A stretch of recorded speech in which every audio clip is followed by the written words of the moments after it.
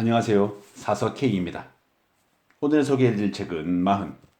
인생의 중반에서 후반으로 넘어가는 과도기의 나이인 마흔에 한 번쯤은 읽어보아야 할 책. 40대에는 안정적인 삶을 살 줄 알았지만 여전히 불안정하기에 지난날 놓쳐버린 것들을 떠올리며 후회하고 앞으로 어떻게 살아야 하는지 방황하는 마흔의 삶의 자극제가 되는 니체의 25가지 조언을 이야기하는 장재영님의 마흔에 읽는 니체라는 책입니다.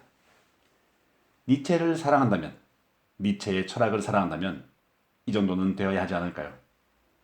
차라투스트라는 이렇게 말했다를 늘 곁에 두고 니체의 전집을 수도 없이 읽어 주옥 같은 아포리즘들을 수집하고 정리하여 책을 발간한 저자.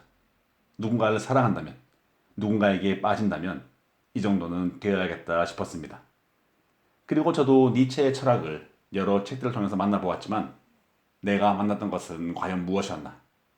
나는 과연 그 책들을 읽고 어떤 생각을 하고 어떤 사고를 하였나 등의 반성을 많이 하게 된 책이었습니다. 이 책의 저자 장재영님은 니체의 철학에 대해서 특히 나이 마흔에 접하는 니체의 철학에 대해서 이야기를 전해주는데요. 마흔이라는 나이가 주는 의미에서 만나는 니체는 과연 어떤 의미일까? 였습니다. 저도 이제 막 마흔이 된 터라 아직 정신연령을 포함해 여러모로 마흔이 주는 의미보다 부족하지만 나이 마흔에는 어떤 사고를 해야 할지에 대한 궁금증도 있었습니다.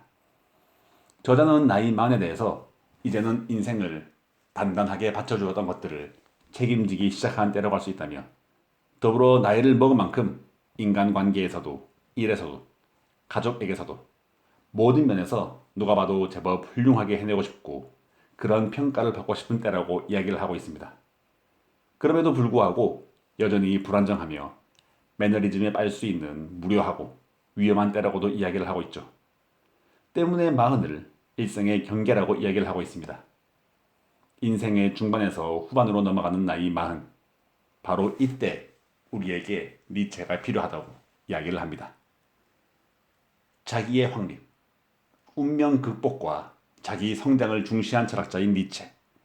그러면서도 고통, 절망, 허무로 가득 찬 인간에게 자신의 운명을 받아들이고 그 운명을 사랑하는 메시지를 전해준 철학자인 니체. 그동안 어떤 인생을 살게 될지도 모른 채 오로지 앞만 보고 달려온 우리에게 그런 니체의 철학을 나이 마흔에 귀 기울여 들어보라 전해주고 있습니다. 이러한 메시지를 위해 저자는 그동안 수집하고 정리해온 니체의 철학 가운데에서 특히 중요하다고 생각이 되는 25가지 내용을 정리하였는데요.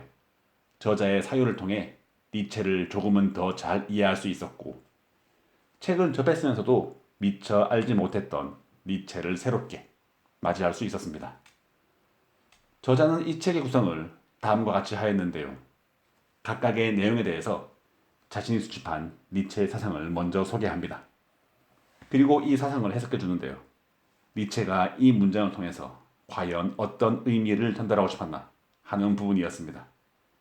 그리고 이러한 의미 해석을 통해서 마흔에 가져야 할 자세를 돌아보게 해줍니다. 이 책을 읽으면서 와닿았던 구절 가운데 하나를 소개해 드리자면 오늘날 신뢰를 얻기 위한 처방은 다음과 같다. 너 자신을 아끼지 말라. 네 의견이 신뢰할 만한 빛 속에 쌓이길 원한다면 먼저 너 자신의 오두막에 불을 질러라. 라고 니체는 인간적인, 너무나 인간적인 투에서 이야기를 하였는데요.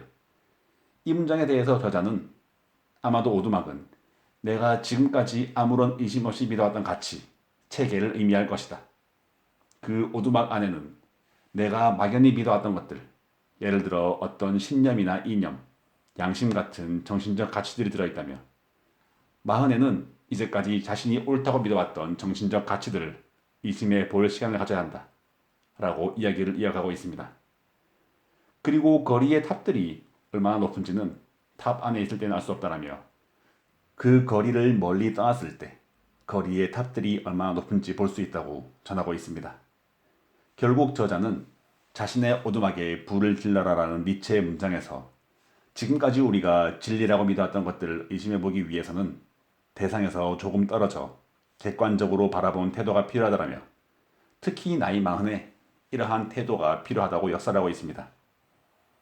이러한 책의 전개는 앞서 언급한 니체의 세상, 이어서 의미 해석, 마지막으로 마흔에 가져야 할 자세로 이어지는 체계 구성과 정확하게 일치하고 있죠. 네. 이렇게 읽다 보면 니체의 사상에 대해서뿐만이 아니라 그 사상을 내가 어떻게 받아들여야 할지에 대해서도 조금은 더 정립할 수 있는 시간이 되었습니다. 위에서 소개해드린 내용 이외에도 책에는 수많은 주옥 같은 니체의 이야기들이, 그리고 그 의미를 해석한 저자의 이야기들이 쏟아지고 있습니다. 읽는 내내 같은 책을 읽었어도 그 깊이와 성찰이 이토록 다를 수 있구나 하며 반성을 하였고, 저의 얕음을 되돌아보게 되었습니다.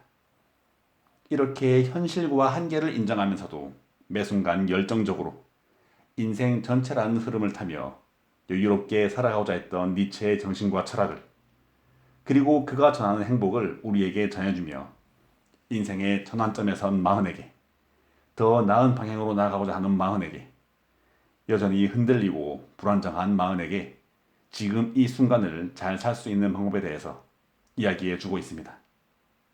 카르페 디엠, 네 운명을 사랑하라. 하지만 숙명론을 의미하는 것이 아닌 니체의 이야기, 그 깊고 넓은 이야기 속으로 여러분을 초대하며 오늘의 이야기 마무리하겠습니다.